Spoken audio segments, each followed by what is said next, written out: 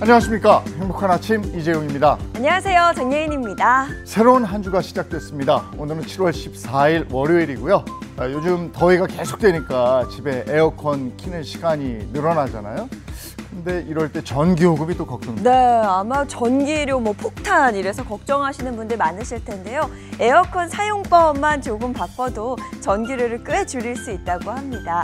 에어컨 하면 실외기가 있죠. 실외기에 먼지가 쌓이거나 혹은 주변에 물건을 둘 경우에는 더운 열기가 잘 빠져나가지 못해서 전력 소비량이 늘어날 수 있다고 합니다. 먼지도 잘 청소해 주시고 또 차광막을 설치하는 것도 도움이 된다고 합니다. 에어컨이 전기를 가장 많이 필요로 하는 순간은 꺼져 있다 켜질 때라고 그럽니다. 그러니까 인버터형 에어컨 쓰시는 분들은요, 껐다 켰다 하지 마시고 한 1시간 정도 외출을 하실 때는 아예 켜놓는 게 더 전기를 절약할 수 있는 방법이라고 그래요. 네, 이런 작은 습관들이 모여서 결국 전기료를 줄일 수 있는 꿀팁이 된다고 하니까요. 꼭 기억해 두시고 에어컨 똑똑하게 사용하셨으면 좋겠습니다. 자, 그럼 한 주를 여는 월요일의 행복한 아침 밝고 활기차게 시작해 볼게요.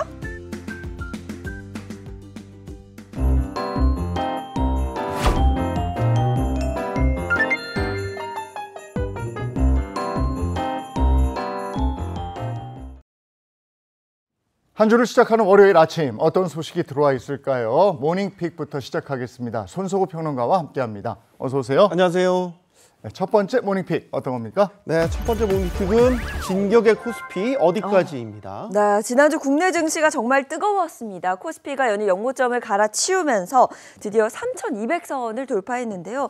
이번 상승 반짝 움직임일까요? 궁금한데요. 네.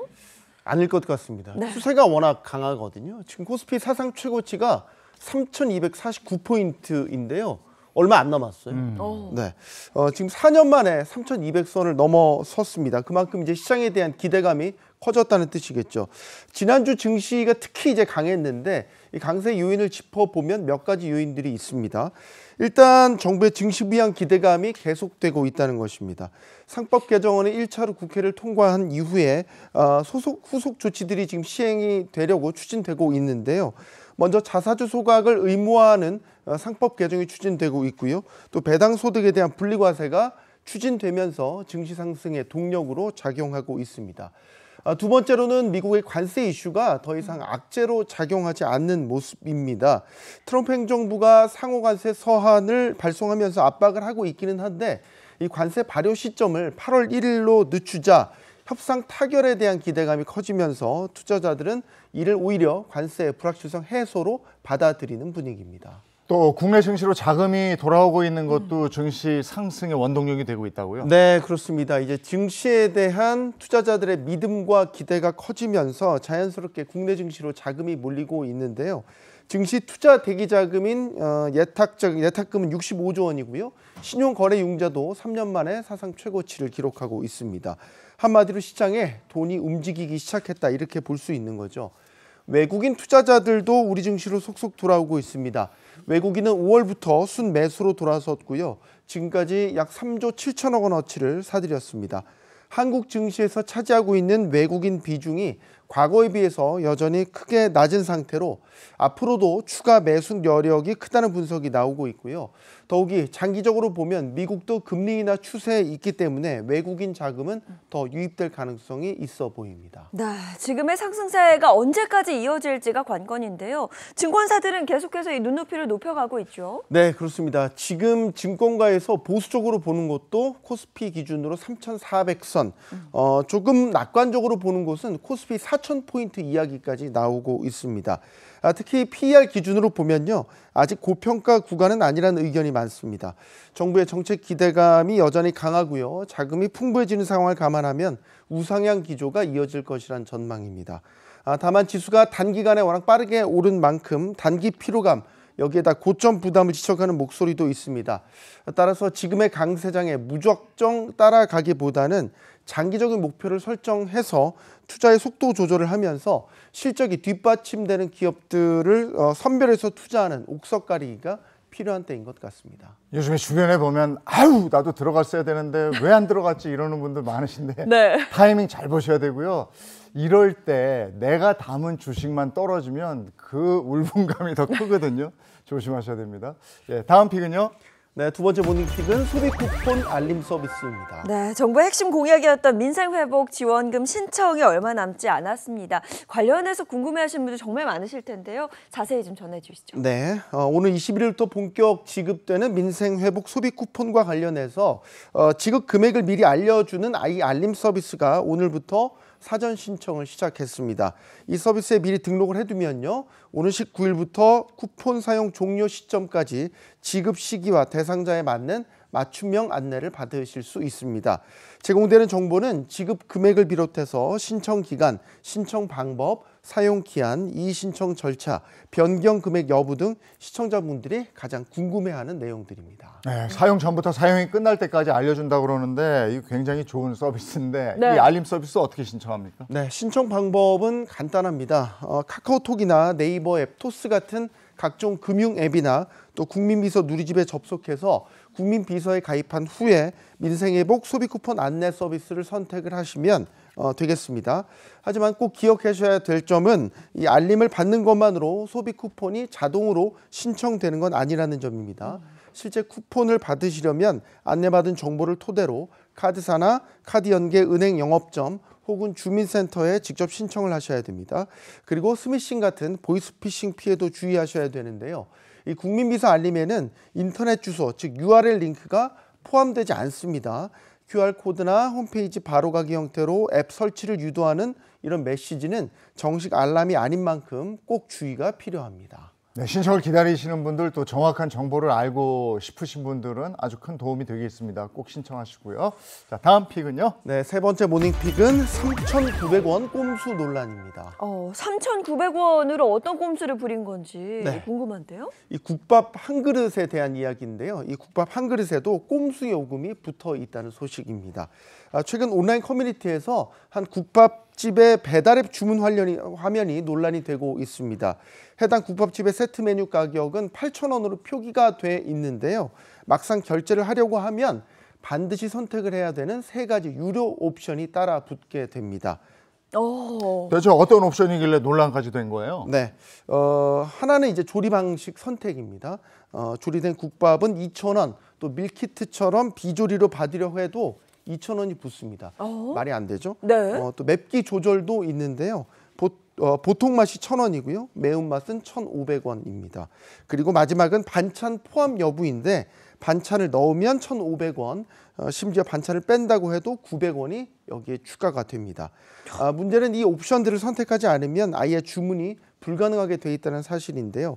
그래서 가장 저렴한 옵션만 골라도요. 최종 금액은 무려 11,900원. 사실상 3,900원의 배달 팁을 숨겨서 받는 구조라는 데서 논란이 되고 있습니다. 이게 저는 정말 이해가 가지 않는 부분이 옵션이라는 건 내가 원하는 걸 선택하는 게 옵션이잖아요. 근데 이건 옵션이 아니라 그냥 강제적인 부분이어서 네. 이걸 옵션이라고 할 수 있을까 싶은데 그런데 이 같은 배달앱 꼼수가 이번이 처음이 아니죠. 네, 그렇습니다. 지난달에 한 피자 가게는요. 2,000원을 추가로 내지 않으면 배달앱 주문을 받지 않겠다고 해서 논란이 되기도 했죠. 당시에 이 프랜차이즈 본사는 이미 가맹이 해치된 매장이라고 해명을 하면서 법적 대응까지 밝혔습니다. 누리꾼들 사이에서는 선택권이 사실상 차단됐기 때문에 이건 소비자를 기만하는 게 아니냐 이런 목소리가 높아지고 있는 상황입니다. 이렇게 꼼수를 쓰다가는 소비자들의 신뢰를 잃죠. 네. 그러면 다 잃는 거 아닙니까? 떠나죠. 네. 예, 그러면 더 안 될 텐데 이래서는 안 될 것 같은데. 자, 다음 픽은요. 네, 네 번째 모닝픽은 검정고시 출신 입학생입니다. 네, 최근 검정고시를 본 후에 명문대학교에 입학하는 사례가 점점 늘고 있다. 그런 이야기 저 들어봤는데 네. 관련된 소식일까요? 네, 그렇습니다. 흔히 대입에서는 비주류로 여겨지던 이 검정고시 출신들이요. 이제는 오히려 명문대 입시의 새로운 흐름으로 자리 잡고 있습니다. 올해 서울대, 연세대, 고려대에 입학한 검정고시 출신 학생을 보니까요. 총 259명으로 지난해보다 37%나 증가했고요. 2018년과 비교하면 3배 넘게 늘어난 수치입니다. 최근 8년과 비교해도 가장 많은 수치이기도 하고요. 또 서울 주요 10개 대학으로 확대해서 보면 이 검정고시 출신 입학생들은 785명으로 이 역시 역대 최고치를 기록했습니다. 네, 점점 검정고시 출신 입학생들이 늘고 있다는 건데 그 이유가 있습니까? 이 전문가들은 검정고시 선택이 늘어난 가장 큰 이유로 내신 분리 문제를 꼽고 있습니다. 검정고시생들 대부분은 이 내신 등급에서 불리함을 느끼는 경우가 많기 때문에 수시보다는 논술이나 또 정시 수능 중심 전형에 집중하는 경향이 크다는 분석입니다. 특히 현재 고등학교 내신 제도가 5등급 절대평가로 바뀌면서요. 상위 10%를 벗어나면 매우 불리하다는 인식이 퍼지고 있고요. 이 때문에 앞으로도 수험생들이 이 검정고시를 대입 전략으로 택하는 사례가 늘어날 가능성이 제기되고 있습니다. 실제로 지난해 수능에 응시한 검정고시 출신은 2만여 명으로 특목고 자퇴생이 급증했던 1995년 이후 가장 많은 수준인데요. 검정고시가 단순한 대안이 아닌 하나의 전략으로 자리 잡고 있다는 점에서 시사하는 바가 크다고 볼 수 있겠습니다. 내신, 수능, 그러니까 이런 얘기도 나와요. 중학교 3학년 때까지 수능 2바퀴, 3바퀴 돌리지 않으면 고등학교 가서 내신 관리가 안 된다. 뭐 하는 건지 모르겠어요. 네. 뭐 하는 건지 모르겠어요. 자, 오늘 여기까지 하죠. 손석호 평론가와 함께했습니다. 고맙습니다. 고맙습니다. 고맙습니다. 네, 제가 어젯밤 부산에서 서울로 넘어왔는데요. 부산은 와 밤에 정말 그야말로 폭우가 그랬군요. 어마어마한 비가 내리더라고요. 오늘은 날씨 어떨지도 궁금합니다. 문단영 기상캐스터 날씨 전해주세요. 네, 폭염이 가고 폭우가 내립니다. 지난 밤 사이에 남부지방에는 호우특보가 내려지기도 했는데요. 비가 내리면서 당분간 30도 안팎으로 큰 더위는 없겠습니다. 이번 주 내내 잦은 비에 유의하셔야겠는데요. 목요일까지 전국에, 금요일에는 충청 이남에 내리겠고요. 주말인 토요일까지 오락가락하겠습니다. 예상되는 비의 양은 영동에 많게는 120mm 이상, 영남에 최대 60mm, 그 밖에 전국은 10에서 50mm 정도로 전국에 많은 양이 예상됩니다.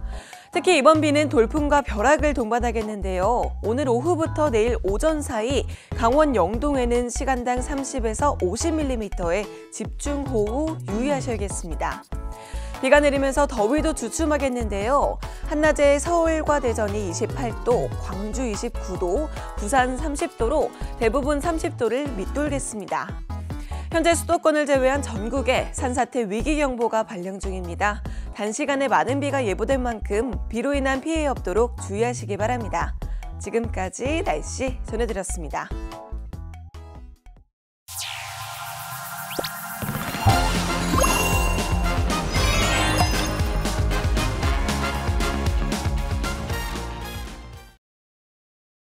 네, 이번에 자동차 관련 얘기 나누겠습니다. 방송인 박수림 씨 그리고 자동차 전문 기자 장진택 기자입니다. 어서 오세요. 반갑습니다. 네, 반갑습니다. 자, 어떤 자동차 소식 준비하셨어요? 사실 그 자동차 매니아들 사이에서는 전기차는 운전하기 재미없는 차, 지루한 차 이렇게 평가받고 있었던 건 사실입니다.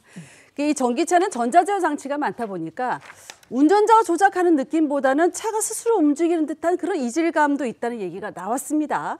자, 운전의 즐거움이라는 게 결국 내가 차를 온전히 제어한다 이런 통제감에서 오는 건데 전기차는 그 통제감이 약하다는 게 운전 매니아들의 공통된 아쉬움이었습니다. 하지만 고성능 전기차가 이제는 슈퍼카 못지않은 고성능 전기차들이 속속속 등장하면서 자동차 매니아들을 열광시키고 있습니다. 네, 실제로 최근 이 다양한 전기차들이 나오면서 이제는 성능은 그냥 기본이고 네. 얼마나 재미있게 이걸 몰 수 있느냐, 얼마나 짜릿하게, 얼마나 몰입감 있게 이 차를 몰 수 있느냐, 이게 이제 차별화의 핵심이 되고 있는데요.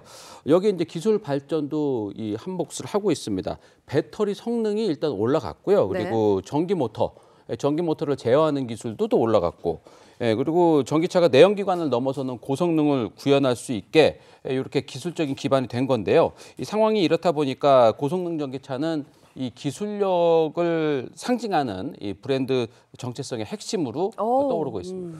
그래서 이제 최근에 이 전기차 시장이 다시 활기를 되찾고 있다는 얘기 들었거든요. 그렇습니다. 자, 올해 들어 전기차 판매량이 지난해보다 약 44% 증가했습니다. 글로벌 경기 둔화와 캐즘 현상으로 주춤하던 이 전기차 시장이 다시 활기를 되찾으면서 완성차 업계도 하반기 신차 출시를 통해서 반전의 계기를 마련하고 있습니다. 네, 실제로 하반기에 출시될 이 신차 2대 중에 한 대가 네. 이 전기차가 될 전망인데 국내 주요 완성차 업체들이 발표한 하반기 신차 출시 계획 요거 살펴보니까요. 부분 변경 모델을 포함한 주요 신차가 22종입니다. 그 가운데 절반인 11종이 순수 전기차 혹은 이제 수소 연료 전지차. 그래서 전기차 비중이 절반 이상이죠. 네. 역대 최고 수준이라고 이제 얘기를 하고 있는데 이번에는 소비자들의 목소리를 반영해 내연기관처럼 다양한 차체 형태로 이제 출시될 예정입니다. 배터리 용량을 늘려서 주행 거리를 높인 세단형 전기차 나오고요. 그리고 실내 구조를 목적에 따라서 이렇게 막 바꿀 수 있는 목적 기반 차량. 그리고 여기에 스포츠카 못지않은 성능을 갖춘 고성능 전기차까지 취향과 용도에 맞춘 선택지가 대폭 늘어날 것으로 보입니다. 네, 그럼 어떤 자동차 기업들이 고성능 전기차에 주력하고 있을까요? 자, 먼저 봉주르. 네, 프랑스 자동차 기업 알사가 하반기 순수 전기차 출시를 앞두고 있습니다. 전기차 전용 플랫폼을 기반으로 제작된 이 모델은요, 한 번 충전으로 최대 443km를 달릴 수 있습니다. 바닥을 평평하게 설계해서 실내 공간을 극대화한 것이 특징인데요. 특히 올해 제네바 모터쇼에서 유럽 올해의 차로 선정되면서 기술력과 완성도를 인정받기도 했습니다. 네. 국내 자동차 기업 K사도 하반기 전기차 시장 공략에 적극 나서고 있는데요. 올해 최대 기대작으로 꼽히는 준중형 전기 SUV, 이르면 다음 달 국내 출시를 앞두고 있습니다. 이 차는 이미 중국에서는 10만 대 이상 판매되면서 흥행 가능성이 있다라는 걸 여실히 보여줬고요. 이번 달부터는 또 다른 기대작인데 전기 목적 기반 차량, 이른바 이제 PBV라고 우리가 얘기했었던 이 차가 이제 본격적인 출고가 시작이 됩니다. 이 PBV 이 차는 하드웨어와 소프트웨어를 통합 제공하는 이 첫 번째 모델이기도 한데요.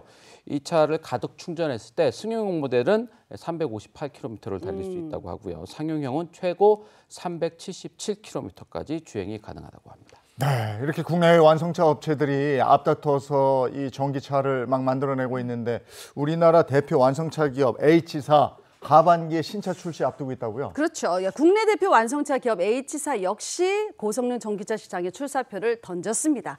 최근 영국 최대 자동차 축제이죠. 2025 굿우드 페스티벌 오브 스피드에서 차세대 고성능 전기차를 전 세계에 처음 공개한 겁니다. 그러니까 이 모델은 모터스포츠 경험과 다양한 시험 주행을 통해 쌓은 그 기술을 바탕으로 주행 성능을 극대화한 게 특징입니다. 특히 행사 메인 이벤트인 힐클라임 주행에 참가해서 폭발적인 가속 성능과 또 주행 안정성을 선보이면서 눈길을 끌기도 했습니다. 네. 이 차는 정지 상태에서 시속 100km까지 가속하는데 3.2초 만에 가속이 됩니다. 이 최고 출력이 650마력이나 되고요. 최대 토크도 78.5kg 포스미터. 아주 엄청난 스펙인데요. 그렇죠. 특히 운전대에 이제 부스트 버튼이라는 게 있는데 부스트 버튼 딱 누르면은 10초 동안 더 세집니다. 운전의 재미를 아주 잔뜩 끌어올려줄 수 있는 차도 저도 이거 출시 전에 좀 몰아보고 막 그랬는데 진짜 막 빨려듭니다. 막 자랑스러워질 정도로. 알았어요. 너무 재밌었어요. 네. 아니 그동안 전기차는 조용한 친환경차다 이런 생각이었는데 이렇게 달리는 재미까지 붙으니까 그 부분이 매력이 있군요. 맞아요. 네, 그렇습니다. 이 차는 또 주행 데이터를 기록하고 분석할 수 있는 이 트랙 매니저 기능도 새롭게 적용이 됐는데요. 이 랩타임 분석은 물론 뭐 코너 속도 측정이라든지 또 실시간 고스트 카와의 비교까지 하는 이런 식으로 이제 운전의 재미를 거의 게임의 영역을 넘어설 정도로 극대화한 기능들이 눈에 띕니다. H사의 이번 모델은 단순히 이동 수단을 넘어서 전동화 시대에도 이 운전의 즐거움, 요거를 주는 차를 만들겠다라는 브랜드 철학을 상징적으로 보여준 사례로 평가받고 있습니다. 네, 전기차 기술이 이제는 친환경을 넘어서 달리는 재미, 주행 재미까지 느낄 수 있는 그런 차가 됐습니다. 네. 기술의 진보는 참 놀랍습니다. 자, 오늘 자동차 관련 얘기는 여기까지 하고요. 이번엔 우리 주변에서 일어나는 사건, 사고를 법의 관점으로 풀어보겠습니다. 그 법이 알고 싶다.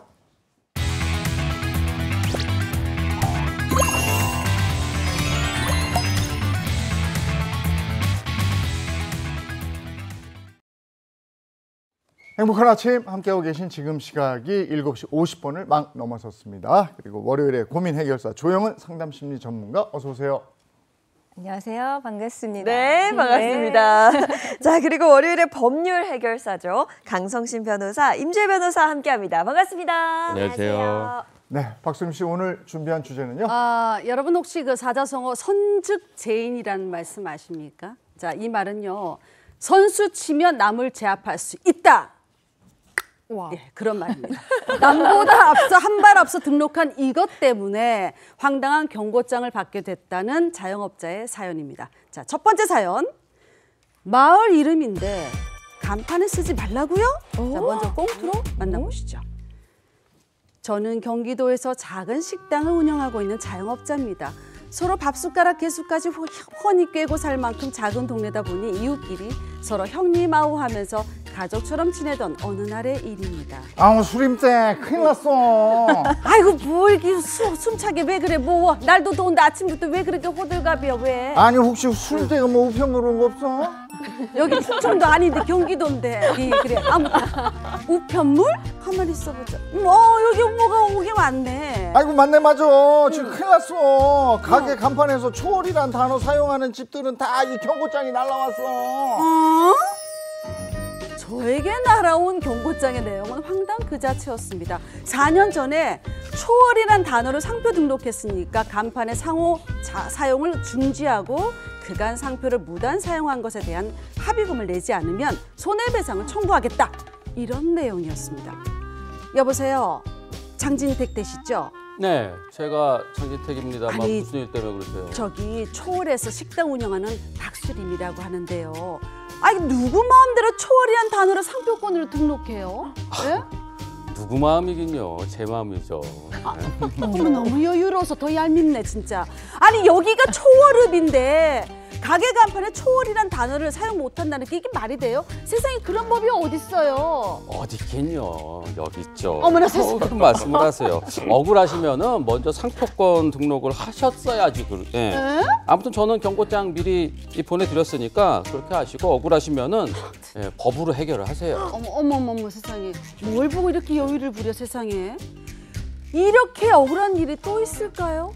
먼저 상표권을 등록했다고 초월앱에서 초월이란 단어를 사용 못하게 하면 지명으로 된 가게들 전부 간판 내려야 하는 거 아닙니까? 이대로 저는 합의금 내고 간판도 내려야 하는 걸까요? 이거 뭐야?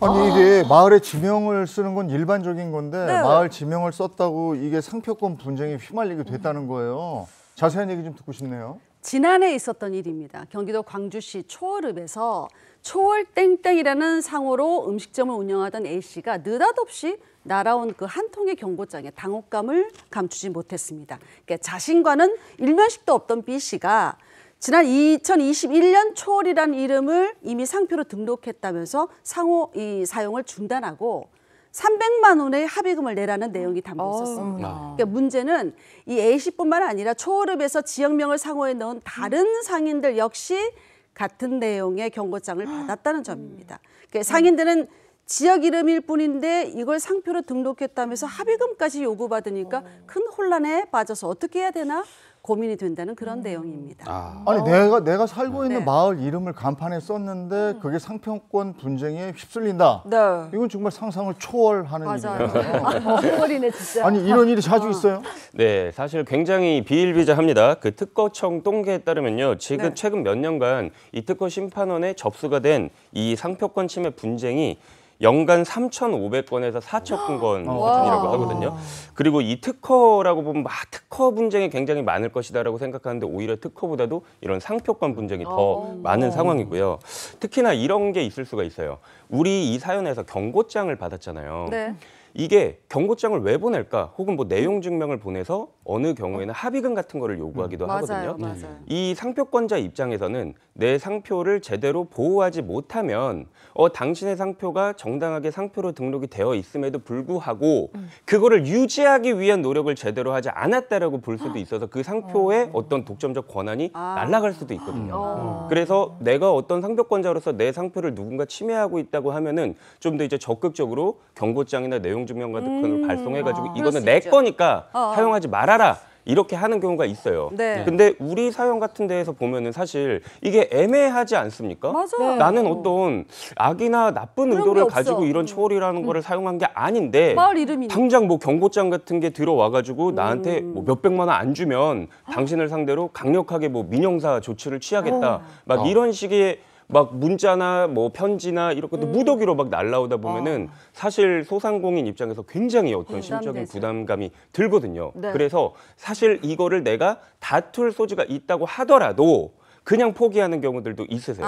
근데 이건 이렇게 간단하게 생각할 문제는 아니기 때문에 내가 어떤 그런 경고장을 받았다. 아, 그럼 난 이제부터 간판 다 내리고 아무것도 안 해야겠다. 이렇게 생각은 하지 마시고 좀 전문가랑 심도 있는 좀 이런 논의나 토의를 통해 가지고 법적으로 해결을 하셔야 될 부분입니다. 네. 아니 근데 상표권을 등록을 했어요. 내 거니까 사용하지 말아라. 여기까지는 저도 이해가 되는데 사실 초월이라는 거는 지역 이름 그러니까 지명이라는 말이죠. 맞아요. 근데 지명이 상표권으로 등록이 된다는 게 저는 또 이게 신기해요. 지명도 상표권 등록이 가능한 건 맞지만 항상 가능한 건 아닙니다. 어. 예를 들어서 좀 다른 지명 들어볼게요. 밀양이라고 하면 많은 국민들이 밀양은 지명이다. 그렇죠. 이렇게 인식을 그렇죠. 하고 있어요. 아. 그렇다면 상표권으로서 지위를 갖기 어려울 수 있습니다. 그런데 만약 그 지명이 이미 오랜 기간 동안 어떤 특정 브랜드와 결합해서 그 지명으로 인식되기보다는 여기 하면은 이 물건 하면은 이 이름이지라고 떠오르게 되면 그때는 2차적 의미를 갖기 때문에 상표권 등록이 된다고도 볼 수 있거든요. 다른 사례도 있죠. 아까 초월이라고 얘기했을 때 상상을 초월한다 이렇게 예를 들어주셨잖아요. 네. 그러니까 초월이 분명 지명이지만 시공간을 초월한다. 상상을 맞아요. 초월한다. 이렇게 다른 한자를 쓴다거나 다른 의미로서 이 브랜드화했다면 이때 상표권 등록이 됩니다. 다른 지명이 문제됐던 적도 있었어요. 여러분 사리원 아시죠? 네. 알죠. 사리원은 북한에 있는 지역명입니다. 그래요. 그런데 사리원을 붙여서 음식점이 굉장히 많아요. 맞아요. 사리원 하면은 왠지 냉면집도 맞아, 떠오르고요. 맞아. 냉고기집도 그렇죠. 네.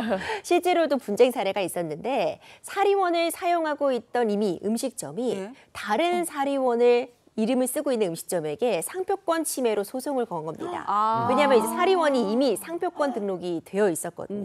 근데 사리원이 지명인 부분도 분명하잖아요. 네. 이것이 대법원까지 가게 됐는데 최종적으로 결론은 사리원은 이미 교과서에서도 다뤄지고 있는 지명이고 많은 국민들이 북한의 어떤 일정 지역으로서 인식을 하고 있어서 사리원은 지역으로 더 유명하다. 특정 음식점이 상표권으로 쓸 수 없다. 이렇게 판단했던 사례가 있어서 결국 그 지명이 얼마만큼 알려져 있느냐, 국민들에게 어떻게 인식이 되고 있느냐 이 부분이 상표권 등록 여부를 결정하는 핵심적인 기준이 됩니다.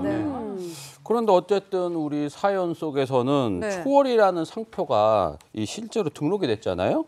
그래서 상대 측에게 경고장까지 보내고 그랬는데 이런 경우는 정말 이 처벌을 받아야 되는 거예요? 일단은 이런 경우에 있어서 우리가 법적으로 어떤 법이 문제가 될 것이냐라고 한다면 이제 상표법이 문제가 될 수 있겠고 그다음에 부정경쟁방지법이 또 문제가 될 수가 있거든요. 네. 이 두 가지 법에는 처벌 규정도 규정을 하고 있기 때문에 분명히 처벌을 할 수 있는 소지가 있기도 합니다.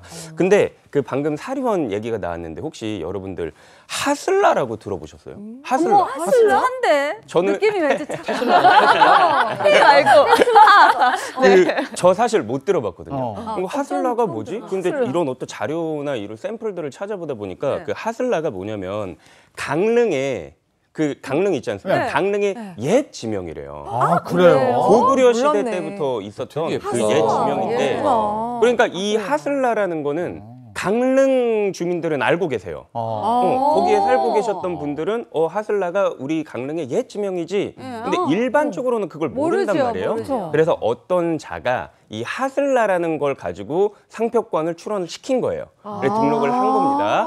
근데 그 곳에 그 강릉 지역에 원래부터 있었던 하슬라 가베라는 네. 그런 어떤 음식점 커피집이 있었어요. 근데 가베가 뭐냐? 가베 저도 몰랐거든요. 커피로 맞아요. 커피를 이제 한국식으로 발음을 해가지고 하슬라 가베라는 카페. 커피집이 그 하슬라라는 상표가 있기 이전에 미리부터 그 강릉 지방에서 계속 영업을 해오고 있었던 거예요. 근데 이 하슬라라는 상표를 출원한 곳에서 이 하슬라 가베에 경고를 합니다. 쓰지 마세요. 왜냐하면 내 하슬라와 하슬라 가베가 혼동을 할 우려가 있다. 오인을 할 우려가 있다. 그럼 내 상표권이 침해가 될 수 있지 않느냐 이렇게 했는데 판단이 어땠을까요? 그 전부터 오래 있었던 거니까 아무래도 맞아요. 하슬라 가게는 괜찮다. 맞아요. 그 선사용권을 인정을 해준 거예요. 자, 우리 만약에 이 가베가 하슬라가 특허 출원을 특허란다. 그 상표 출원을 하고 난 다음에 하슬라가 굉장히 잘 돼요. 네. 그러니까는 이 어떤 명성 같은 거를 이용하려고 이용해서 하려고 했던 게 아니지 않습니까? 그렇죠. 이거는 원래부터 이 하슬라의 그 우리 고조 할머니부터 살아왔었던 그 지방에서 대대손손 가베집을 운영하던 그런 거였다고 한다면 이 하슬라의 상표를 침해한다고 볼 수 있을까? 그거는 아닐 거란 말이죠. 그래서 이 선사용권을 인정해 준 사례가 있고 그리고 완전히 하슬라라는 것도 아니잖아요. 뒤에 가베가 붙지 않습니까? 맞아요. 근데 만약에 이 하슬라라고 상표를 출연한 그곳의 업종이 이 가베, 커피축과 전혀 상관없다고 하면 또 오인 가능성을 불러일으킬 가능성도 되게 적지 않을까요? 그쵸. 그래서 이런 경우에는 그 유명세를 이용하고자 한 어떤 그런 악의적인 목적이 없었기 때문에 계속 선사용자의 권리로서 권리를 인정한 사례도 있습니다. 아니 저는 지금 이 얘기 들어보니까 네. 일론 머스크가 강릉에 왔다 갔는지 조사를 한번 해봐야 될 것 같아요. 그럴 수 있네. 아니 땡슬라라는 이름이 어떻게 나온 거야 이게. 여기 왔다 간 거 아니야? 뭐 장진택 기자가 조사 한번 해보자. 한번 제가 취재해 보겠습니다. 강릉에 가서 궁금하다 물어봐요. 가슬라가 또 가슬라. 전 이런 게 또 궁금한 게. 그 코미디언들 유행어 많잖아요. 우리 이주희 선생님 같은 경우는 콩나물 팍팍 묻혔냐 이거 있잖아요 유행어. 요걸 그 상표권을 등록해서 보호받을 수도 있을까 유행어 같은 것들을? 실제로요 최근에 굉장히 이슈가 됐던 사례가 있어요. 자, 이런 표현 우리 있잖아요. 이렇게 월요일 아침 일찍 일어나서 행복한 아침이랑 함께하다니 완전 럭키비키잖아. 이런 얘기 들어보셨죠? 럭키비키. 그러니까 이 운이 좋다는 럭키와 이 장원영 씨가 유행을 시킨 말인데 영어 이름 본인의 이름 비키를 합쳐서 좀 힘든 상황이고 좀 지칠 수도 있지만 이걸 긍정적으로 승화한다는 의미예요. 근데 이 럭키비키가 굉장히 화제가 돼서 뭐 장원영적인 사고다 이렇게 인기를 끌고 있는데 한 아이스크림 회사가 이거를 상표로 럭키비키를 사용하려고 한 거죠. 그건 좀 아닌 것 같은데? 만약 장원영 씨가 이걸 상표권으로 등록을 해두었다면 문제가 될 수 있었던 상황이에요.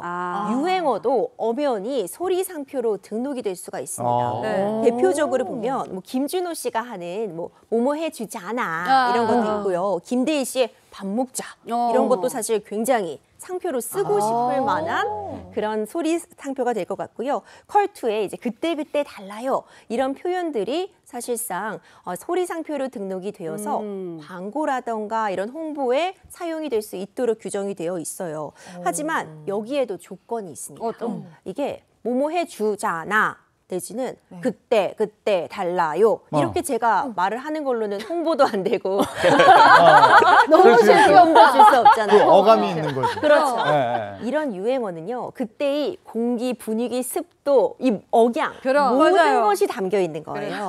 그런 것까지도 함께 소리 상표로 등록되어 있어서 이건 사실 우리 우주 최강 미녀 개그우먼께서 한번 도와줘야 될 것 같아요. 이 유행어 좀 한번 도와주세요. 그러니까 변호사는 혹시 다르구나. 재미없게 하는구나. 김준호 씨 이 유행어는 저도 많이 쓰거든. 너무 귀여워서.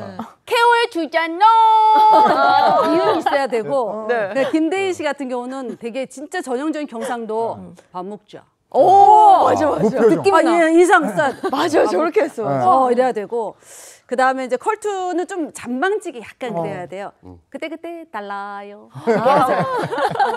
이 분위기에 타야 된단 말이에요. 그렇죠. 이게 너무 중요해요. 제가 지금 그때 달라요 이렇게 읽은 것과 지금 살려주신 그 분위기가 다르잖아요. 그러니까 이 유행어에 대한 이 상표 등록은 그 글자 자체가 문제되는 게 아닙니다. 그 글자 자체를 등록해서 상표로 인정되는 게 아니라 그 분위기와 억양과 이 모든 것들을 더해서 그걸 그대로 따라 했을 때 이건 상표권 침해다. 이렇게 문제가 될 수 있는 거죠. 또 중요한 권리가 하나 더 있습니다. 이걸 상표 자체로 사용하는 것도 문제겠지만 홍보라던가 기타 광고에서 이걸 활용할 때 퍼블리시티권이라는 게 문제가 될 수 있어요. 실제로도 이런 유행어들이 뭐 대리운전 홍보에 뭐 광고에 활용되기도 하고 여러 광고에 활용이 되잖아요. 그렇게 내가 상업적으로 이용할 수 있는 게 퍼블리시티권인데 이 퍼블리시티권도 굉장히 활발하게 이용이 되고 있습니다. 실제로 김보성 씨가 의리 이렇게 외쳤던 부분이 있는데 이걸 무단으로 사용한 거죠. 잘못된 부분이잖아요. 퍼블리시티권이 인정이 되어서 무단 사용한 측에다 손해배상이 인정됐던 사례도 있습니다. 근데 그런 경우도 있어요. 뭐 운전을 하거나 혹은 길을 걷다가 슥 보면 몰라요. 아, 그렇지, 그렇지. 아주 교묘하게 뭐 한 글자 정도만 맞아. 바꿔서 슥 보았을 때는 똑같은 줄 아는 경우. 이것도 맞아. 혹시 상표권 침해가 될까요? 막 이런 게 있을 수 있어. 아, 막 덥다 더워. 우리 뭐 맛있는 에르메스 크림 하나 먹을까? 예를 들어 에르메스 크림. 상위 1%만 누릴 수 있습니다. 뭐 롤렉스 파게티. 그럼 한 글자만 바꿔놓은 거예요. 이런 게 실제 있었습니다. 한 통닭집이 루이비통닭. 루이비통. 네, 루이비통닭 실제 또 있었던 날이에요. 통닭집인데 이제 누가 봐도 그 통닭집에서 명품 브랜드. 네, 명품 브랜드를 연상시킬 수 있게 맞아. 그 통닭 포장지 있죠. 포장지나 뭐 음료수 컵 이런 데에도 그 명품 브랜드를 연상시킬 수 있는 그런 패턴이나 로고 같은 거를 굉장히 많이 사용을 한 거예요. 그래서 이 브랜드에서 더 이상 이거를 하지 못하게 해달라고 가처분 신청을 합니다. 그래서 법원이 그걸 인정을 해줬어요. 그랬더니 이 통닭집에서 차라는 걸 앞에 붙여서 차 루이비통닭 이렇게 해가지고 지금 바꿨잖아. 나는 이제 더 이상 괜찮잖아. 루이비통 뭐 상관없어. 이렇게 했음에도 불구하고 여전히 법원에서는 안 된다. 부정경쟁방지법을 적용을 해가지고 루이비통과 이 루이비통닭이 비록 다른 업종에 있다고 하더라도 이거는 여태까지 그 루이비통이 계속 쌓아왔던 그 본인들의 명성과 브랜드 이미지 이런 것들을 제가 봤을 때는 좀 손상시킬 수 있다 이렇게 본 것 그럴 수 같아요. 있죠. 법원이 그렇게 해서 차 루이비통닭이라고 했음에도 불구하고 어라 네, 루이비통. 맞습니다. 상표법이나 부정경쟁방지법을 적용을 해가지고 더 이상 사용하지 말라라고 해서 손해배상 판결을 내린 사례도 있으니까 주의하셔야 될 것 같습니다. 아니 근데 이게 우리가 생각할 때 하나는 통닭집이고 하나는 우리가 너무나 잘 알고 있는 명품 브랜드인데 이게 동일 업종이 아닌데도 이런 게 해당이 되는 그러네. 거예요. 동일업종이 아니어도 해당이 될 수가 있죠. 예를 들어서 막 진짜로 나쁜 일을 하는 사람이에요. 막 우리가 봤을 때 그냥 범죄가 될 수 있는 그런 어떤 뭐 가품을 판다든지 이런 경우에 그 무조건 내가 갖고 올 수 있는 걸 다 갖고 와서 쓴다고 하고 나는 다른 업종이니까 괜찮지 않아?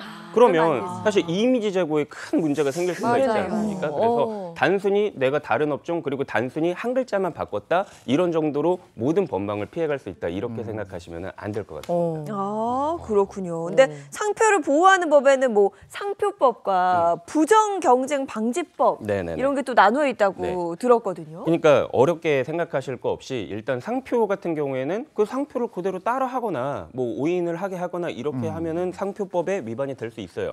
근데 부정경쟁방지법은 조금 더 범위가 넓다고 보시면 되세요. 그러니까 부정경쟁방지법에 나온 그 정의를 제가 읽어드리면 네. 기존에 널리 인식된 성명이나 상호 등과 동일하거나 유사한 것을 사용한 상품을 판매해서 소비자들을 혼동하게 하는 것이라고 정의를 하고 있거든요. 그러니까 식별력이나 명성을 손상시킬 수 있는 행위는 이 부정경쟁방지법에 반하게 될 수 있으니까 조심하셔야 됩니다. 이거 좋은 아이디어일수록 좋은 이름일수록 내가 가지려고 하면 법적으로 보호를 받아야 되네요. 네. 맞아요. 그리고 그거 일론 머스크 강릉 왔었는지는 꼭 네. 하슬라 땡슬라 이거 이상해 지금. 네, 궁금해. 네. 다음 주제는요? 자, 우리 직장인들 출근하면 뭐 하고 싶어요? 퇴근하고 싶죠. 네. 그런데 행복해야 할 퇴근길이 끔찍한 정말 악몽으로 변했다고 하는데요. 자, 두 번째 사연은 이겁니다. 조기 퇴근하다 사고 났는데 산재 처리될까요? 자, 자세한 사연 꽁트로 먼저 만나보시죠. 불볕더위라는 말 아시죠? 요즘 얼마나 더운지 밖에만 나가도 숨이 턱턱 막히는데요. 가만히만 있어도 땀으로 온몸이 샤워를 할 정도니 일할 맛이 난리가 있나요? 그날도 어김없이 찌는 듯한 폭염에 더 이상 버티지 못하고 오전 근무만 한 채 집으로 돌아오던 길이었습니다. 어휴 덥다 더워. 얼른 집에 가서 씻고 텔레비전이나 봐야지. 가만히 있어보자. 이게 뭐야? 아유, 여보세요. 괜찮으세요? 정신 좀 차려보세요. 살려주세요. 저 구급차 불렀으니까 조금만 좀 기다리시고. 아유, 이게 어떻게 난 사고야 이게. 아니 말은 하느니 날벼락도 유분수지. 집으로 돌아오던 길에 가드레일을 받아서 교통사고가 났고 뒤따르던 버스와 충돌하면서 저는 두개골 골절이란 큰 부상을 입었는데요. 사고로 일을 할 수 없던 저는 근로복지공단에 산재 신청을 하며 요양급여를 신청했습니다.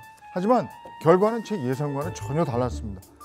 아니 그게 무슨 말씀이세요? 요양급여를 줄 수가 없다니요. 아, 안타깝지만 근무 중에 일어난 사고가 아니기 때문에 산재 처리 저희 해드릴 수 없습니다. 아니 폭염으로 근무를 할 수가 없어서 조기 퇴근하던 길에 이게 사고가 난 거라니까요. 제가 몇 번을 말씀을 드려요. 아니 그러니까요. 정해진 근무 시간 다 못 채우고 퇴근하셨잖아요. 그러니까 산재가 아니죠. 그리고 현장 관리자에게 퇴근한다고 이야기한 적도 없다면서요. 사업장 측에서도 조기 퇴근을 허락한 일도 없는데 여기 보세요. 계약서에 분명히 무단 이탈이나 무단 조퇴는 근로계약 해지 사유로 명시가 돼 있잖아요. 저희 요양급여는 지급해드리기가 어렵습니다. 아니 다른 사람들도 일찍 작업 끝내고 조기 퇴근한 날도 많았어요. 아니 이런 경우가 어디 있습니까? 저 소송할 테니까 그렇게 알고 계세요. 머리야. 아니 근로공단에서는 제가 정해진 퇴근 시간을 지키지 않아서 벌어진 사고라면서 산재 처리를 해줄 수 없고 따라서 요양급여도 지급해줄 수 없다는 입장입니다. 저는 대체 어떻게 해야 합니까? 야 이게 무단조퇴가 돼버렸네. 예? 그 이야기를 안 하고 가세요. 자세한 얘기 좀 들어보죠. 건설 현장에서 타일 작업해오던 그 일용직 근로자 A씨가 지난 2023년 8월 어느 무더운 날에 오전 작업을 마친 뒤에 귀가하던 길에 도로에서 가드레일과 충돌합니다. 이어서 뒤따르는 버스가 차량을 추돌하면서 두개골 골절 등 중상을 입는 사고를 당했습니다. A씨는 폭염으로 작업을 계속할 수가 없어서 조기 퇴근하던 길이었다면서 근로복지공단에 요양급여를 신청했습니다. 하지만 거절당했어요. 공단 측은 조기 퇴근과 관련해서 현장 관리인에게 보고한 사실이 없고 또 사업장 승인 내역이나 CCTV 같은 이 객관적 자료도 없다는 점을 들면서 산재를 인정할 수 없다는 그런 입장을 밝혔습니다. 네. 심지어 같은 작업조 동료들은 모두 정상 근무를 마쳤고 A씨의 근로계약서에는 오전 7시부터 오후 5시 30분까지의 근무 시간이 명시돼 있고 무단 이탈은 계약 해지 사유로 적시돼 있었다는 점도 판단에 영향을 미쳤습니다.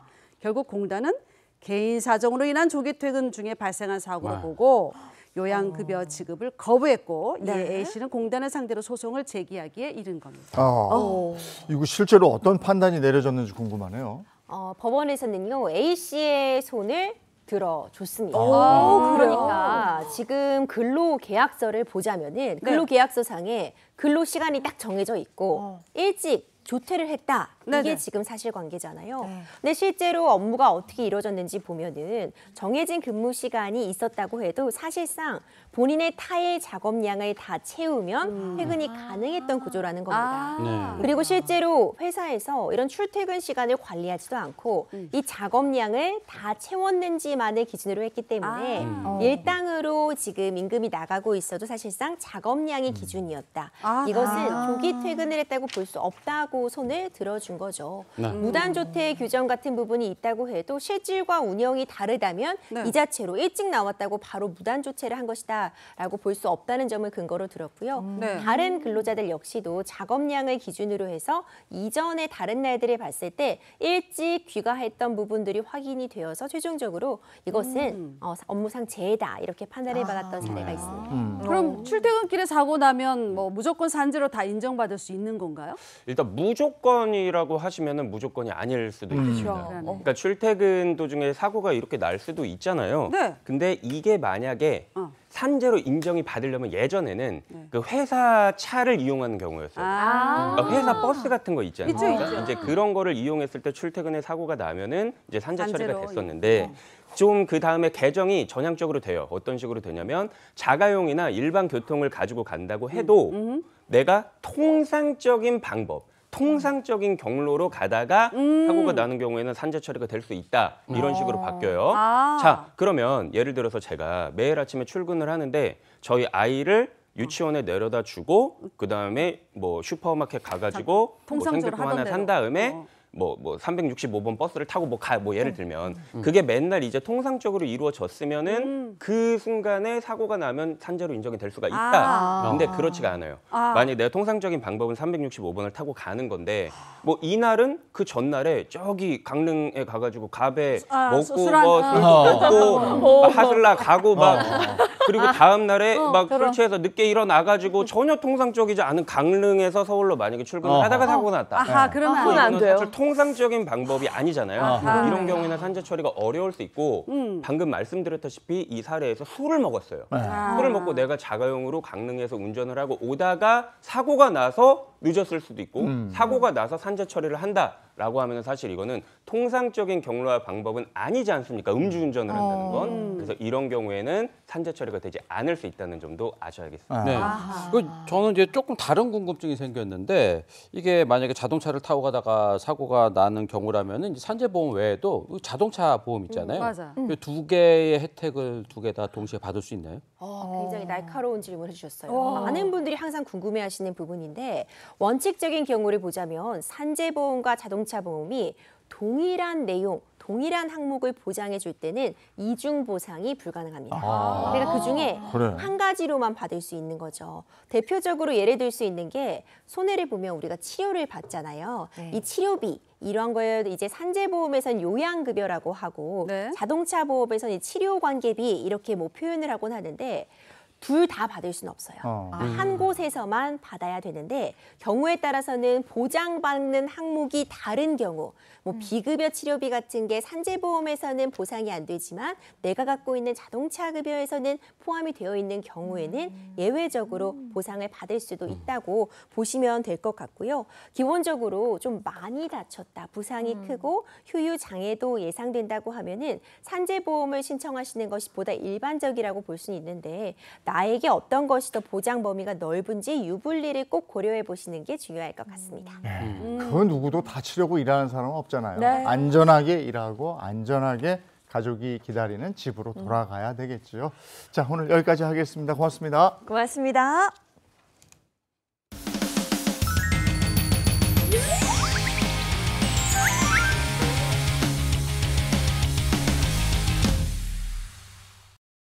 마음의 가면을 벗고 진짜 내 마음을 마주하는 시간입니다. 복면 상담소. 오늘의 주인공은요. 네, 여러분 영끌이라는 말 아시죠? 네. 영혼까지 끌어모은다는 뜻인데요. 나도 남들처럼 좀 잘 살아보겠다고 영혼까지 끌어모아서 영끌 투자를 했다가 남은 건 빚뿐이라는 한 아내분의 사연이 도착했습니다. 자, 그래서 오늘 복면 상담소 핵심 주제는요. 영끌하다 빚끌? 어떤 사연인지 인터뷰로 먼저 만나보시죠. 안녕하세요. 저는 40대 중반에 서울에 사는 주부이면서 프리랜서로 활동하고 있고요. 저희 남편이 주식으로 빚을 많이 져가지고 생각보다 많은 빚을 져서 그 빚을 갚아 나가면서 되게 많이 힘들어서 여기를 찾게 됐습니다. 신랑 말에 의하면 한 2억 5천에서 3억 사이 정도 되는 것 같아요. 그래서 지금 집 보증금 빼고 해가지고 해결한 게 한 2억 초반대의 빚이 지금 남아 있거든요. 근데 그거 외로 플러스 알파로 친정 쪽에 진 빚은 빚으로 생각 안 하고 있어요. 지금. 코로나 시작되고 한참 주식 때문에 주변에서 들썩들썩했어요. 때마침 저희가 뭐 돈이 있는 건 아니니까. 근데 마이너스 통장이 좀 큰 게 하나 있어가지고 그걸로 주식을 시작했어요. 그러다 보니까 이제 주변에서 조금 아는 사람들이 이제 나한테 충고를 하기 시작하는 거예요. 그래서 안 된다 싶어서 저희 신랑한테 이제 그만하자 했고 우리 신랑은 그만하겠다라고 약속을 했고 했는데 우리 신랑은 저한테 그만한다고 말하고 계속 하고 있었던 거고 계속 하셨네. 그러다 보니까 나 몰래 하니까 더 마음이 급한 거죠. 갈수록 계속 부풀어지는데 브레이크가 안 생기는 거죠. 갈수록 메꿔야 되니까. 근데 사실 중간에 어디선가 브레이크를 걸었으면 끝날 일인데 그 브레이크가 안 걸리는 거예요. 가계대출 증가세가 심상치 않습니다. 나흘 만에 무려 2조 원 넘게 늘어났습니다. 우리 경제 시한폭탄으로 불리는 영끌과 비투가 다시 꿈틀대는 모습입니다. 그러니까 한때 맞아요.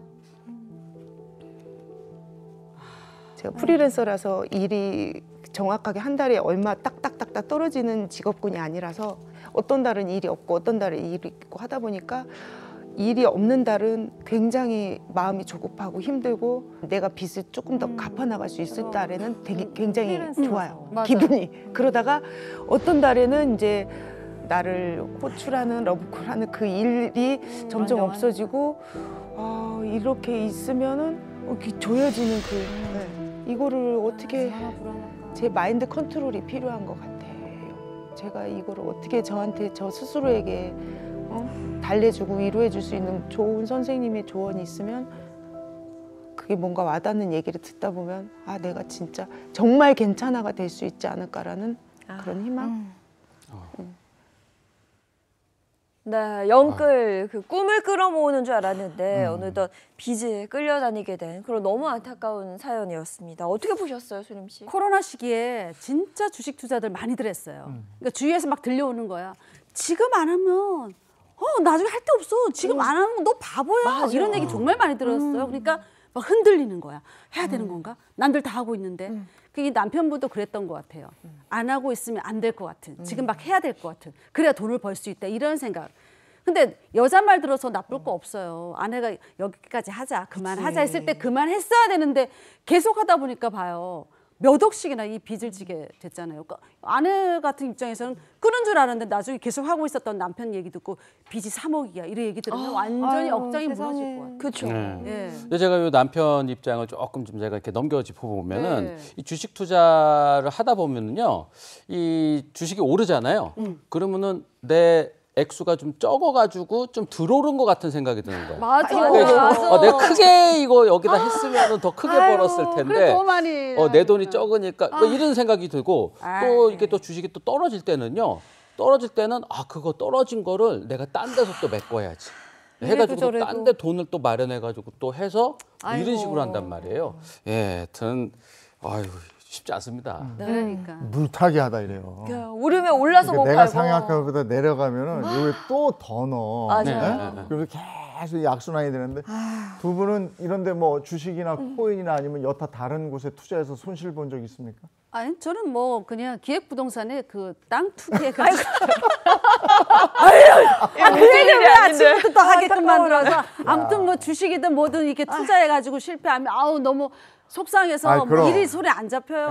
네, 맞아요. 저는 다행히 뭐 이런 거에는 딱히 없는데 제 부모님이 저 이제 어렸을 때 막 중학교, 고등학교 다닐 때 그때 이제 저희 부모님 부동산 투자 뭐 이런 거를 세게 하셨다가 고통당하는 거를 바로 옆에서 보면서 자라고 뭐 이래가지고 저희 부모님도 절대 뭐 투자 뭐 이런 건 넌 안 된다. 야 우리 집에는 그런 유전자가 없어. 노동해서 벌어. 그래가지고 열심히 노동해서 벌고 있습니다. 그리고 또 있죠. 본의 아닌 장기 투자하시는 분들이 있어요. 그렇죠. 이게 한번 들어갔는데 늪이 돼서 빠져나올 수가 없는 상황. 이걸 또 반려주식이라고 얘기합니다. 반려주식이. 저도 몇 개 있어요. 알고 있어요. 이게 자꾸 얘기하다 보면 슬픈 얘기만 하게 되는데 근데 그 부부관계라는 게 사실 그렇잖아요. 돈도 돈인데 신뢰관계가 깨지면 이거 정말 회복이 어렵습니다. 저는 사연 들으면서 가장 화가 나고 좀 답답했던 부분이 분명히 남편분이 그만뒀다라고 했거든요. 그게 사실이 아니었다는 거. 아내를 속이고 계속 해왔다는 거. 이게 저는 가장 큰 문제 같아요. 그러니까 부부간에 비밀이라는 게 없는 게 좋긴 해요. 근데 좋은 거면 아내를 위해서 내가 비상금을 모아두고 나중에 짜잔 서프라이즈 이런 게 좋은 거지. 이건 서프라이즈 빚이 3억 이래버리면 진짜 이거는 억장이 무너지는 거고 마른 하늘의 날벼락이고 내가 남편을 믿었는데 그만뒀다고 했는데 이건 뭐지? 그렇죠. 날 속여왔던 건가? 이런 생각 든단 말이에요. 깝깝하죠. 제 친구들 중에서도 뭐 이런 친구들이 꽤 있는데 아내한테 주로 이제 안 좋은 일을 아내한테 말을 안 하고 그냥 막 질러요. 뭐 주식 같은 것도 마찬가지고. 그러니까 아내가 알면은 당연히 못하게 하니까. 근데 이제 막판까지 끙끙 앓고서는 이게 이제 막 자기가 감당할 수 없이 막 이렇게 커져. 그러면 아내한테 이제 막 얘기하는 거야. 아내 얼마나 화가 나겠어요. 화나죠. 그냥 뭐 똥 치우라고 나 이거 한 거야. 약간 이런 생각이 들잖아요. 그렇지. 아까도 남편이 저 주식을 정리했다고 얘기했잖아요. 그쵸. 근데 정리한 게 아니고 계속 했었단 말이죠. 이렇게 속이면서. 아내한테 숨기면서. 네. 근데 이렇게 숨기면서까지 주식을 하고 막 이러는 그 심리 상태 정말 이유가 대체 뭘까요? 왜들 이러는 건지 이 가장 가까운 가족에게까지 숨기면서 지금 주식 투자하시고 이렇게 손실 계속 내고 있는 분들 꽤 있으시죠? 지금 찔리시죠? 이거 정말 남편분 잘못이 맞습니다. 뭐 잘못은 잘못이지만 근데 왜 그랬을까? 그 이면의 심리를 좀 보겠습니다. 이건요. 단순히 돈의 문제는 아니라는 거예요. 그래요? 네, 사실은 실패에 대한 두려움과 사실은 나름대로 가장으로서의 책임감이 이 나름의 화학작용을 일으켜서 이런 결과로 이어진 건데요. 네. 이 남편분이 이제 가장의 위치에서 좀 우리 가족을 책임져야지 이제 이런 무게가 강했던 거죠. 근데 거기에서 내가 실패했다. 이거를 인정하는 게 너무 두려운 거죠. 그래서 이 스스로를 이렇게 설득했던 겁니다. 조금만 더 벌면 아무 일도 없었던 것처럼 사라질 거야. 서프라이즈. 그런 거죠. 근데 여기에는요, 두 가지 심리가 함께 하고 있는데요. 네, 첫 번째는요, 현실 회피 심리입니다. 이게 실패를 직면하기보다는요, 그냥 현실을 외면하고 부정하고 싶은 심리인 거죠. 그리고 두 번째는요, 보상 심리입니다.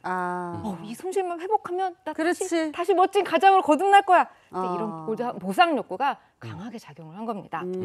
그리고 이 실패 이후의 정서 반응을 보면요, 이런 상황에서 복잡한 감정이 따라오는데요. 이제 대표적인 게 수치심이에요. 이제 얼마나 부끄럽겠습니까? 가장으로서. 이제 나는 실패자야. 그러니까 너무 부끄러우니까 이제 이 입을 닫고요, 진실을 숨기게 되는 거예요. 자, 그러다 보니까 이제 무력감도 점점 강해지죠. 내가 이걸 감당할 수 있을까? 불안과 자책도 밀려오면서 행동마저 마비가 되는 겁니다. 이렇게 자꾸만 실패하는데도 도박이나 주식에 빠지는 사람들의 심리는요, 한마디로 회피적 낙관주의입니다. 회피적 낙관주의 이게 뭐냐? 조금만 더 기다리면 괜찮아질 거야. 지금 잠깐 일시적인 거야. 좋아질 거야. 근거 없는 희망으로 이게 현실을요 계속 외면하는 겁니다. 이건요 긍정적인 게 아니에요. 진짜 긍정적이군요. 현실을 정확하게 직면한 데 시작이 됩니다. 이건 단지 현실 회피와 현실 부정의 심리거든요. 이런 상황이 반복이 되면요, 결국 본인은 물론 이 가족까지 무너지게 되고요. 표현하고 소통하는 대신에 사실을 숨김으로써 그 고통을 가족한테 전가하는 거죠. 절대 이러시면 안 됩니다. 결국 경제 문제라는 것이 돈의 문제뿐만이 아니고 관계 문제로까지 증폭된다는 거. 그래서 큰 문제를 일으킨다는 거고, 지금 아내 입장에선 빨리 이 빚을 갚아야 될 텐데 근데 아내가 프리랜서예요. 어떤 땐 일이 있고 어떤 땐 일이 없어서 이게 돈이 들고 남에 있어서도 또 굉장히 불안감을 느끼는 것 같은데 이 아내의 심리는 어떤 상태입니까? 그렇죠. 이것이 이제 경제적 문제가 크긴 한데요. 단지 경제 문제만은 아니라고 볼 수 있습니다. 지금 이 아내분은요, 상당히 심각한 심리적 위기 상태에 있습니다. 이게 프리랜서라는 특성상 언제 일이 들어오고 나갈지 알 수가 없습니다. 고정 수입도 없죠. 근데 거기다가 몇 억이라는 빚이 있다? 자, 이런 상황이면 어떨까요? 돈 못 벌면 어떻게 되지? 길거리에 나앉는 거 아닐까? 절박감이 늘 따라 붙죠. 그리고 이제 일이 있을 때는 살았어. 이제 되나 보다 하는데 이제 이 프리랜서가 이렇게 안정적이지가 않잖아요. 그러니까 또 일이 없으면 다음 주에 일이 없으면 어떡하지? 이렇게 자기의 생각에 빠져서 불안이 점점 증폭이 되는 겁니다. 자, 그러면 어떻게 될까요? 이제 불안, 초조, 우울, 무력감이 막 따라 붙게 되면서요. 이제 더 큰 문제는요, 이분이 이 내 가정을 내가 떠받치고 있다. 이제 이런 책임감이 굉장히 큰 분이에요. 그러니까 이제 힘들어도 내색을 못 하고요. 꼭 참다가 이제 묵묵히 버티다가, 자, 이런 분들이 쌓이고 쌓이다 보면 어떻게 돼요? 폭발하죠. 터져버려요. 터지는 겁니다. 자, 그렇게 되면 이게 번아웃 증후군, 우울증, 불안장애로도 이어질 수가 있거든요. 그래서 이게 단순히 돈 벌어가지고 빚을 빨리 갚자, 이제 이런 차원을 좀 넘어서서요. 이 불안을 이제 인정을 좀 하시고요. 이 부부가 함께 감정을 좀 나누고 좀 솔직하게 털어놓고 이제 이야기를 하면서 현실에 맞게 경제 계획을 재설정하시는 일이 반드시 지금 필요합니다. 자, 그런데 이 아내가 하루라도 빨리 빚을 갚으려는 이유가 또 있다고 하는데요. 어떤 사연인지 이어서 좀 보시죠. 저는 항상 남들의 부러움의 대상이었거든요.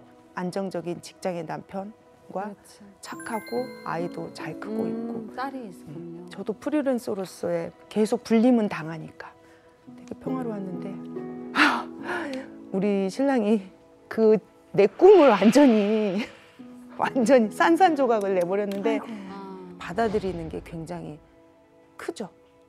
결혼할 때도 마찬가지고 저희 신랑도 마찬가지고 없이 시작했기 때문에 얘한테 집을 하나 마련해 주는 게 저의 인생의 가장 큰 목표였어요. 엄마로서 그게 뭐 꿈이 있으셨구나. 작든 크든 그랬는데 거의 공중분해 됐다라는 거. 그게 제일 가슴 아파요. 사실대로 다 얘기했어요. 저 주식을 손을 댔는데 얘기치 못하게 이런 일이 벌어졌다. 근데 저희 아이가 반응이 너무 그동안 편히 살았으니까 지금 조금 환경이 안 좋아져도 그거에 대한 그 은혜 갚는다 생각으로. 아우 갑자기 속상해. 아유 얼마나 힘들겠습니까. 자식 생각하니까 더 속상한 거예요. 내가 집 한 채 물려주고 싶었는데 집은커녕 빚을 물려주게 생겨버렸으니까 내가 악착같이 더 돈을 벌어서 우리 아이한테 빚은 물려주지 말아야지. 이런 생각이 큰 것 같네요. 그러니까 자식한테는 뭐든지 좋은 것만 물려주고 싶은 게 부모의 마음이잖아요. 근데 현실은 그렇지 못하니까 마음이 자꾸 조급해지는 거예요. 그렇죠. 딸이 전 너무 착한 게 이렇게 가세가 기울게 되면 제일 먼저 정리하는 게 집이거든요. 그러니까 큰 집에서 작은 집으로 가기 때문에 환경이 달라지잖아요.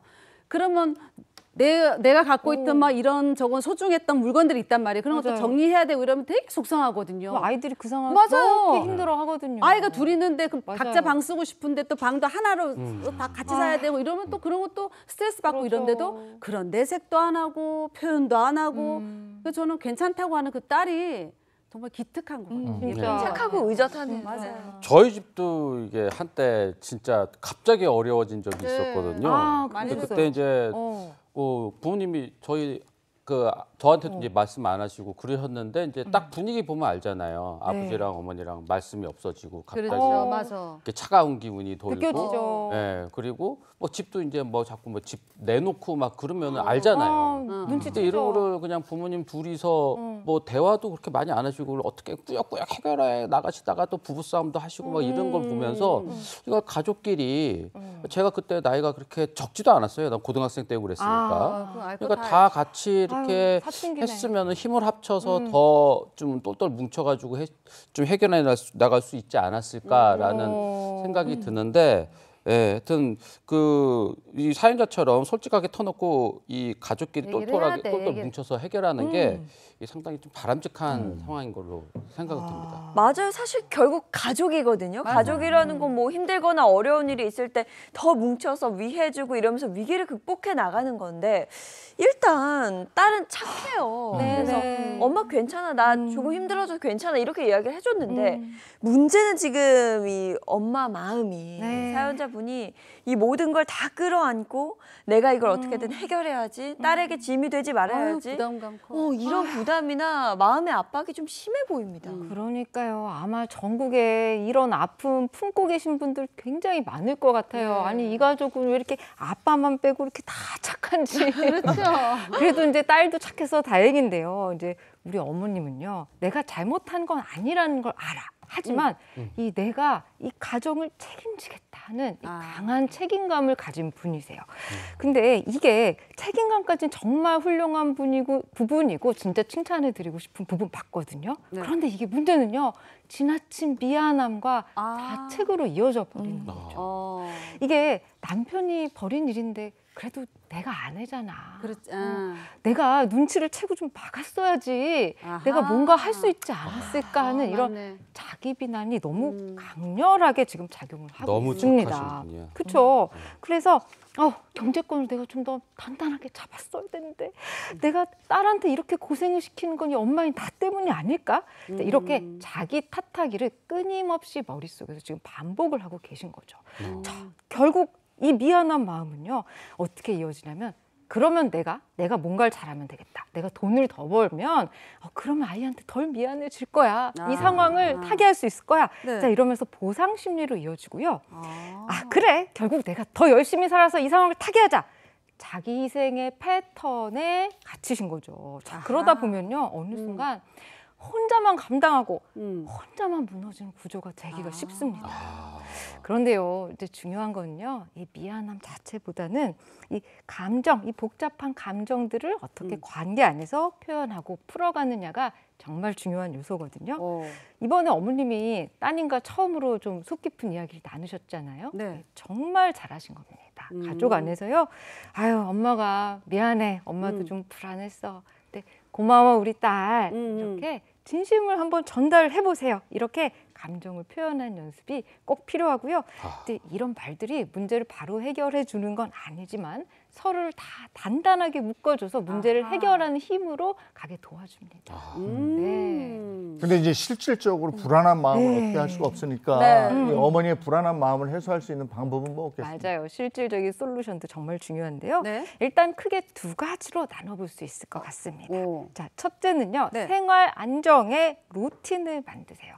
지금 출퇴근이 일정치 않은 프리랜서이십니다. 자, 이럴수록 하루에 기상, 식사, 휴식, 일하는 시간을요. 조금 규칙적으로 고정해 놓으시는 게 중요합니다. 자, 이 루틴이 있으면 이 내 생활이 내 손안에 있구나 하고 통제감을 느끼실 수가 있거든요. 그래서 이 통제감은요. 이 불안을 잠재울 수 있는 기반이 될 수가 있습니다. 그리고 두 번째는요. 현실에 맞는 목표 재설정하기입니다. 지금 수억이나 되는 빚을 현실적으로 하루아침에 갚을 수가 없습니다. 이제 이걸 인정을 하시고요. 빨리빨리 갚아야지. 이제 이런 조급함이 나를 더 불안의 악순환에 들어가게 하거든요.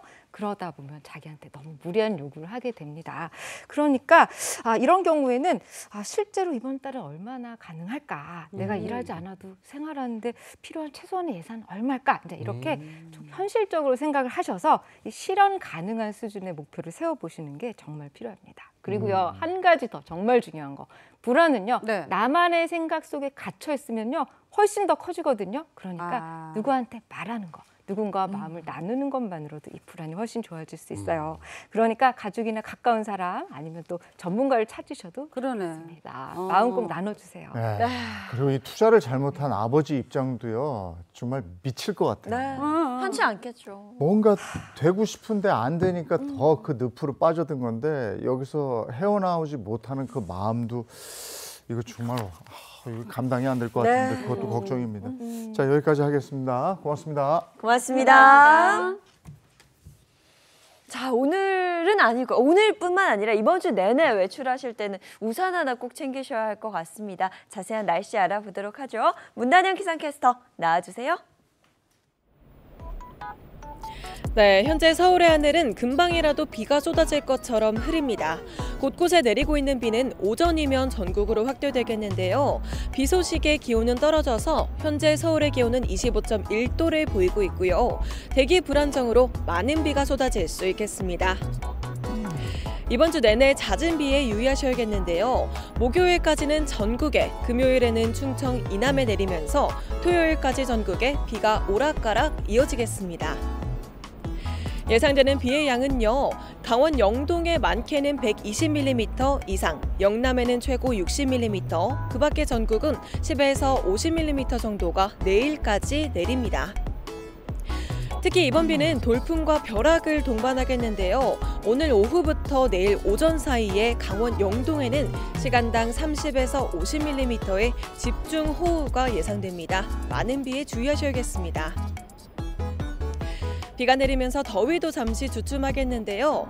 서울과 대전이 28도, 광주 29도, 부산은 30도로 한낮에도 30도를 대부분 밑돌겠습니다.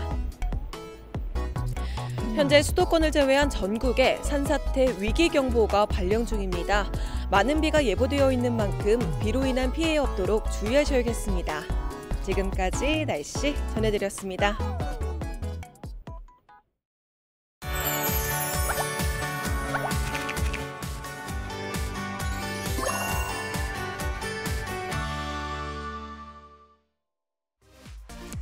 보건복지부가 지난 11일 제14회 인구의 날 기념 행사를 개최했습니다. 이번 행사는 저출생, 고령화 등 인구 문제에 대한 사회적 인식을 높이고 일, 가정, 양립 문화 조성 등의 기여가 큰 개인과 기관을 격려하기 위해 마련됐는데요. 보건복지부 이슬한 제1차관은 우리 사회 모든 주체의 역량을 모아 아이를 키우는 가정이 행복하고 청년은 밝은 미래를 꿈꾸며 어르신은 존엄하고 안전한 노후를 보내실 수 있는 진짜 대한민국을 만들어 가야 한다고 전했습니다. 남부 일부 지역에는 비가 엄청나게 왔던데 이제 뭐 장마가 따로 없고요. 게릴라성 집중호우 이런 얘기 하더라고요. 네, 정말 그런 것 같습니다. 오늘도 뭐 전국적으로 비가 내리고 이번 주 내내 이어진다고 하니까요. 외출하실 때 우산 하나 꼭 챙기시고 기상 정보도 잘 확인하셔야겠습니다. 좋은 하루 보내시고요. 저희는 내일 아침 7시 30분에 돌아올게요. 행복한 아침, 행복한 하루 되십시오. 고맙습니다. 고맙습니다. 즐거운 밤 오아시스에서 Play the next channel A.